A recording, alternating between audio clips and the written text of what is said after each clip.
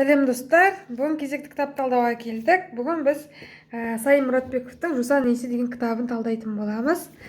Бұл кітапты мен ауылда жүргенде оқыдым. Жалпы өте қызық шығармалар жазған екен Сайын Мұратбеков. Бұл кітаптың ішінде тек «Жусан иісі» ғана емес, сонымен қатар басқа да тақырыптар, басқа да шығармалар қозғалады. Яғни ананың арманы, күзгі бұралаң жол, құданың фокусы, ата қаз, өлең, тәтей, қысқы көш, менің қарындасым, ата, махаббат деген басқа да шағын шығармалар қозғалады. «Жусан иісі» повесі жалпы Сайын Мұратбековтың кез келген шығармасы менің байқауымша өте тілге жеңіл, оқушыларға оқуға өте оңай, сондай болып жазылған екен. Шынымен маған ұнады, қызық. Аян деген қаладан келген бала туралы айтылады, тақырыпта қозғалады ішінде. Барлықтарыңызға оқуға кеңес беремін. Жалпы қызық тақырып.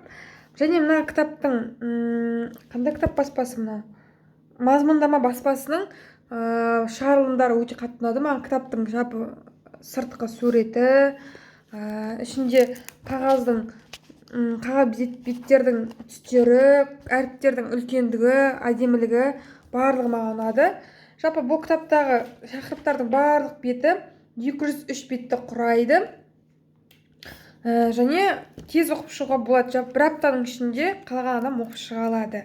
Және жалпы жақсы кітап.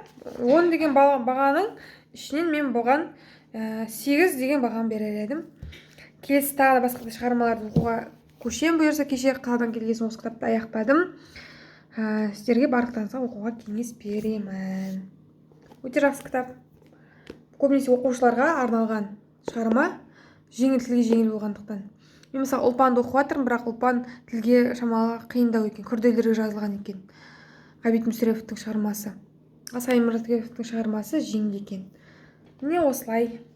Келесі шығармаларда шыққанша, күткенше сау болыңыздар.